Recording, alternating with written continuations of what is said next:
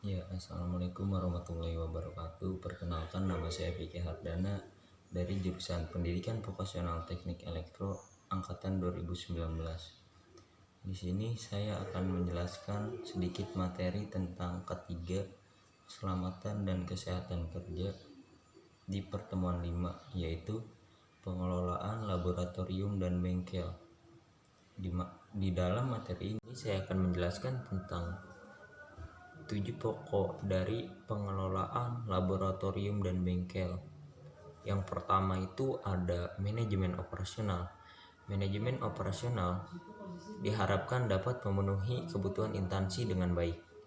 Pengendalian mutu dibutuhkan agar instansi dapat memenuhi kebutuhannya, sehingga output yang dihasilkan dapat sesuai target dan lebih positif di mata masyarakat, yaitu dengan lingkungan fisik tempat kerja yang aman, sehat, dan nyaman. Yang kedua ada manajemen perbaikan berkelanjutan. Di dalam manajemen ini diperlukan berbagai macam perbaikan menuju arah yang lebih baik. Manajemen perbaikan berkelanjutan ini akan terasa efektif jika pihak terlibat di dalamnya. Dan faktor atau kendala dalam pelaksanaan manajemen perbaikan berkelanjutan ini ialah faktor mental. Orang yang pertama kali melaksanakan manajemen perbaikan berkelanjutan ini akan merasa tidak nyaman. Yang ketiga, pendekatan JIT, just in time. Perhitungan serta kerjasama yang baik antara penyalur, pemasok, dan bagaimana produksi harusnya baik. Industri yang paling efisien dan cepat dalam mengirim produknya lah yang akan mampu memenangkan persaingan di dunia global atau dunia industri. Salah satu hal yang penting untuk diefisienkan ialah rantai pemasok. Bidang produksi sudah lama memiliki sistem manajemen.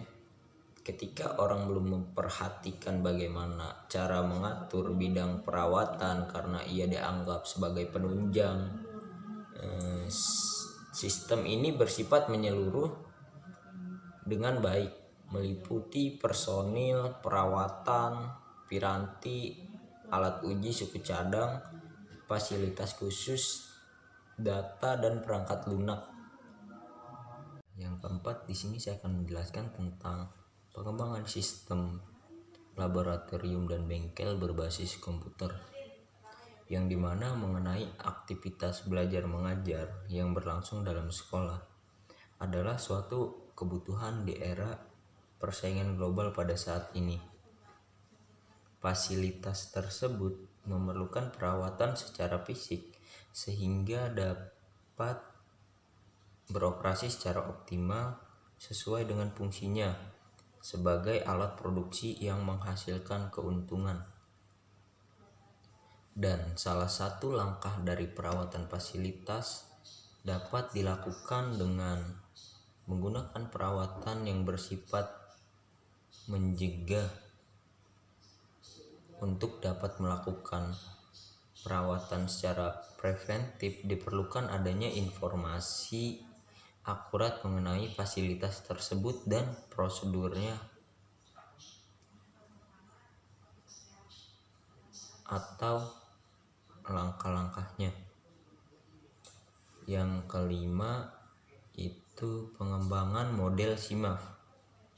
Perawatan fasilitas secara preventif dilakukan dengan menggunakan sistem informasi berbasis komputer untuk mengolah data-data fasilitas dan perawatannya. Adanya sistem ini, maka informasi fasilitas, perawatan, biaya, dan data spesifikasinya dapat tersimpan dan perawatan fasilitas dilakukan lebih terjadwal dengan data perawatan yang telah dimasukkan ke dalam basis data secara terpadu. Yang keenam, Manajemen perawatan fasilitas. Manajemen perawatan fasilitas dilakukan agar efisiensi dan keuntungan serta penghematan yang dilakukan atau diperoleh dari perawatan fasilitas tersebut menjadi lebih besar. Manajemen perawatan fasilitas menjadi kebutuhan yang sangat layak untuk dipenuhi. Manajemen yang dimaksud adalah manajemen yang mampu mendukung tugas-tugas keseharian kegiatan berbagai fasilitas yang menggunakan teknologi informasi dan komputer serta dikembangkannya berdasarkan manajemen berbasis sekolah. Dan yang terakhir, yang ketujuh, manajemen penataan fasilitas laboratorium dan bengkel.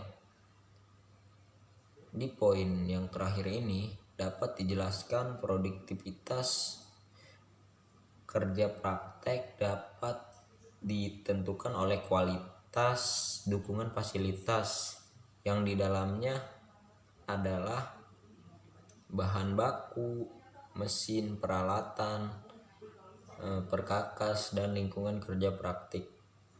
Produktivitas kerja praktik antara lain adalah berbasis dari reject,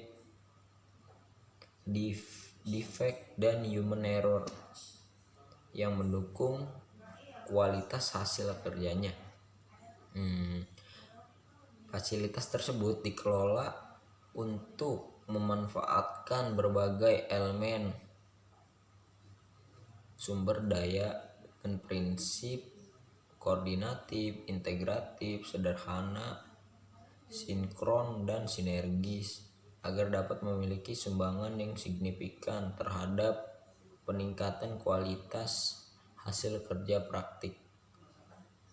Sekian dari penjelasan saya. Mohon maaf jika ada kekurangan. Wabillahi taufiq wal hidayah. Wassalamualaikum warahmatullahi wabarakatuh.